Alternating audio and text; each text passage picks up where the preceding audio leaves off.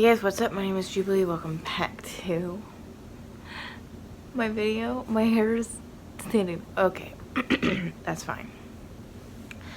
Anyways, though, if you are new here, hi, hello. If you come back, welcome. And thanks for coming back. So this is a story time video. If you guys read the title, you'll know. This video is kind of, I don't know, personal maybe, I would say. Don't really know, but here, I just want to put it out there, document this time. And if you guys are new here, I am pregnant. At this point, I am almost 25 weeks. I will be 25 weeks tomorrow. So,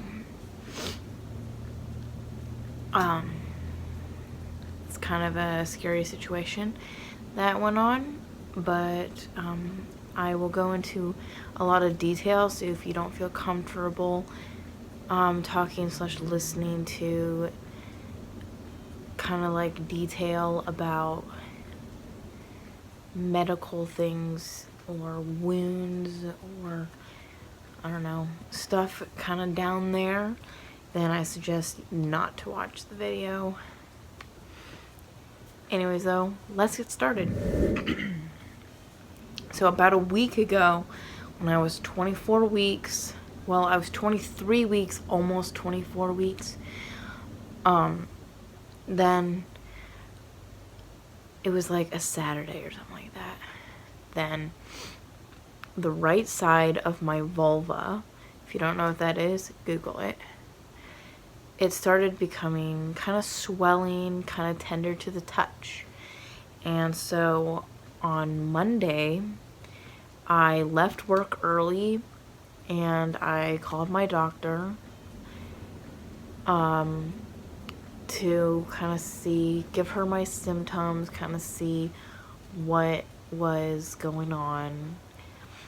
I told her that it was swollen and it was tender to the touch. So she wanted me to come in that day so that they can take a look at it and really see what's going on. And so I went in that day. They looked at it. They told me that I had a vulvar cellulitis. If you don't know what a vulvar cellulitis is, a cellulitis is a wound that you previously had, a cut of something that got bacteria into it and then created the cellulitis. So she sent for me to take these antibiotic pills. I was supposed to take 3 a day for 10 days. And I was supposed to call her back on Wednesday and give her an update on my symptoms and see how things are going. And so on Wednesday, then I called them up, left a message with the nurse that, see, it started to go down from there, by the way. From Monday, it just started to get worse and worse. I told her my symptoms, which were that I could barely walk. It hurt to walk. I had to walk with, like, usually people would walk like this. I literally had to walk like this. Like, it hurt so bad to move. It hurt to get up. It hurt to stand. The only time it didn't hurt was if I was laying down and nothing was touching me.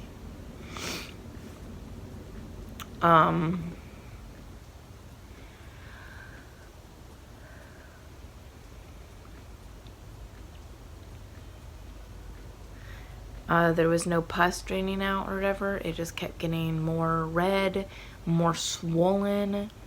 And so I was waiting for the nurse or the doctor to call me back with what they want, their like recommendation or whatever, if they wanted to see me or whatever.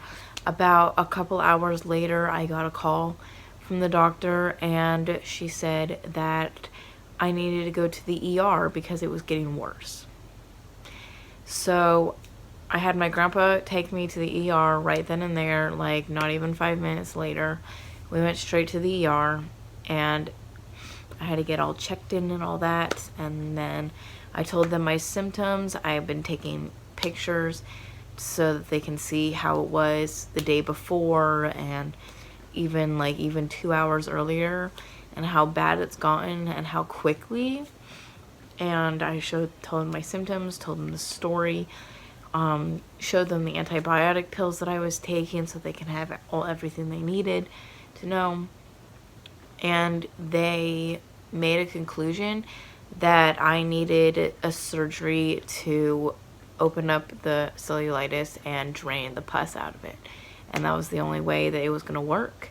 But it was a risky procedure considering that I was 24 weeks pregnant. And so they couldn't do it where I live. They had to do it in Billings because Billings is a more qualified, more people, they have better equipment. So they had to fly me down there because that's 4 hours away. And so, yeah. Called up my boyfriend. I didn't call him. I texted him. He was at work. Told him what was going on. I actually was sending him texts throughout the entire thing. What was going on. My sister and my grandma were with me in the ER. And he dropped everything at work and came right over so that he can be with me before they flew me out. And then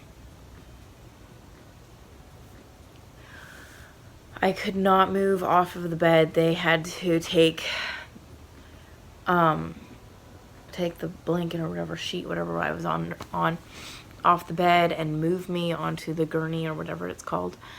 And then they strapped me in there with a sleeping bag, kind of like. Strapped me in there. And then load me up into the plane. It was it was okay, but it was kind of creepy on the other hand as well, because it's like, all right, people are moving me. I know what's going on, but still. And then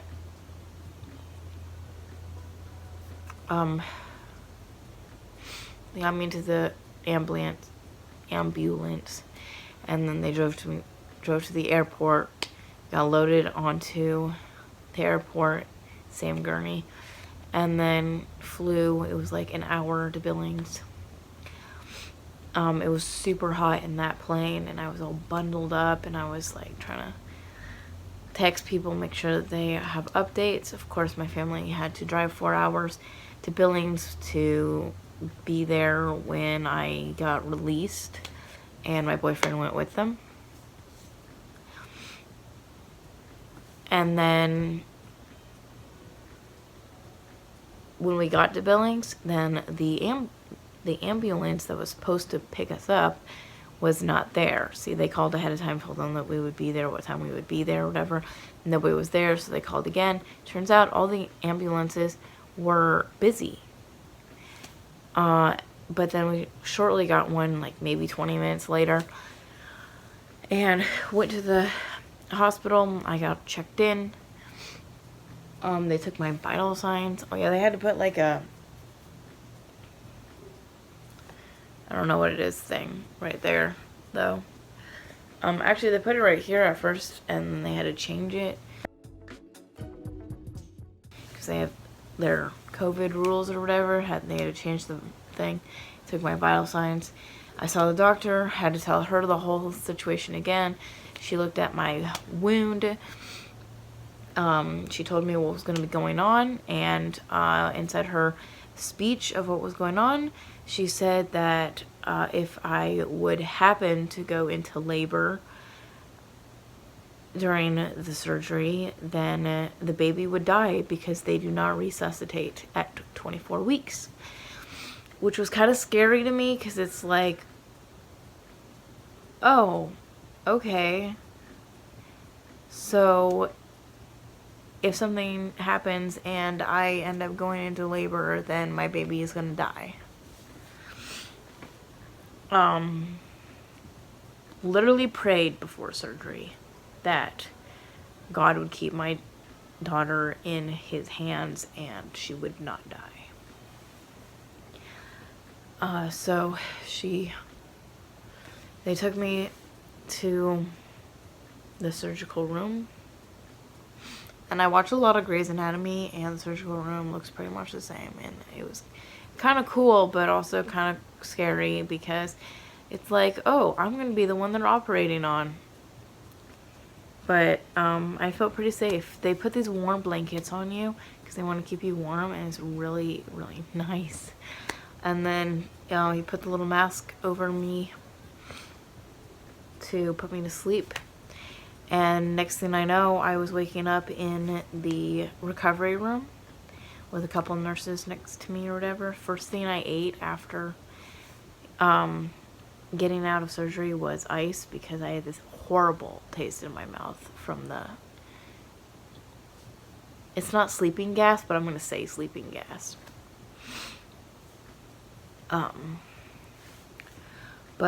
So okay, I didn't mention this before, but before my surgery, I didn't eat like literally 3 hours.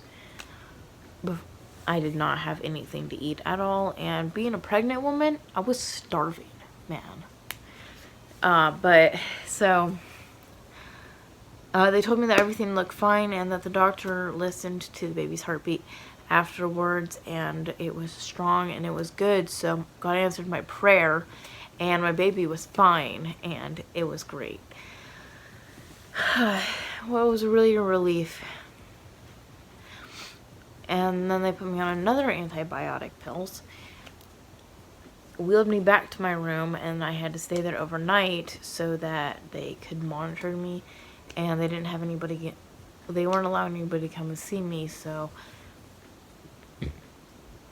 I was alone, which I really don't like to be alone, and I was really kind of creeped out a bit, because like I do not like to be alone, and I don't like anybody. I mean, they didn't let anybody come and visit me or whatever, but then also nobody talked to me pretty much, unless they were like telling me what was going on. The doctor talked to me to tell me what was going on, but nobody like actually tried to have a conversation with me, kind of like make me feel like,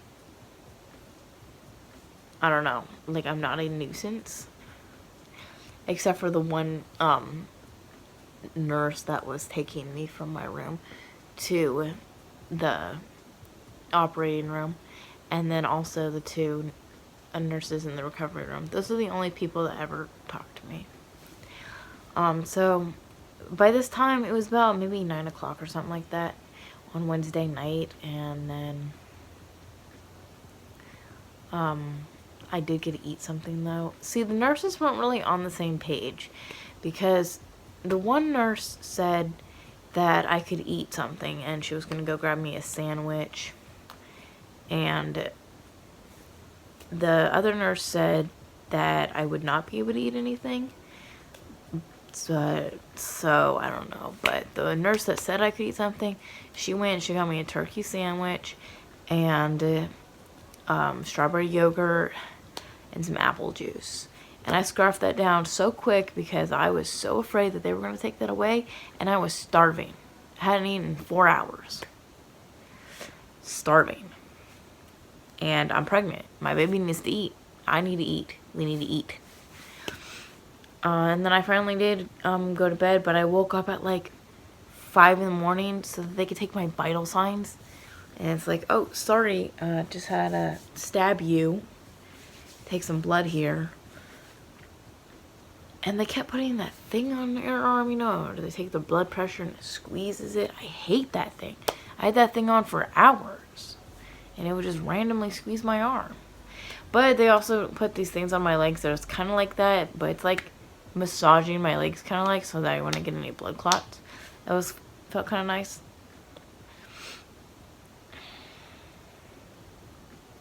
And so surgery went well. And then the next day, I felt great, felt better. My boyfriend came and literally spent the entire day at the hospital with me, making sure that I was okay, which is very sweet. And the baby was doing good, even though that night I felt kind of weird with my stomach, and I kind of felt like concerned. So I asked the nurse if they can listen to the heartbeat so that I can hear it, so I can know that everything's fine. And she said that she would ask one of the OBs or whatever, but like that never happened. So I find that kind of rude. But everything's fine. It went well. This is kind of a serious story time, not even funny. But conclusion of the story, everything went fine and I got out and I'm doing great now. So let me tell you, that wound smelled horrid. Even though the doctor said it was normal for it to smell bad, but I'm so glad that they did though. My bill is going to be skyrocketing though, I'm sure, especially because they had to fly me out, which usually costs a fortune. But yeah, if you made it this far into the video, thank you so much for watching it all the way through. This is the end of the video. If you like the video, please leave a like. It really helps the channel. Subscribe and ring that bell to be notified for other videos that I do. Most of the stuff right now is relating around my pregnancy, but I also do stuff that's like challenges and vlogs and pretty much anything that really happens in my life. I will hopefully see you in my next video. Bye.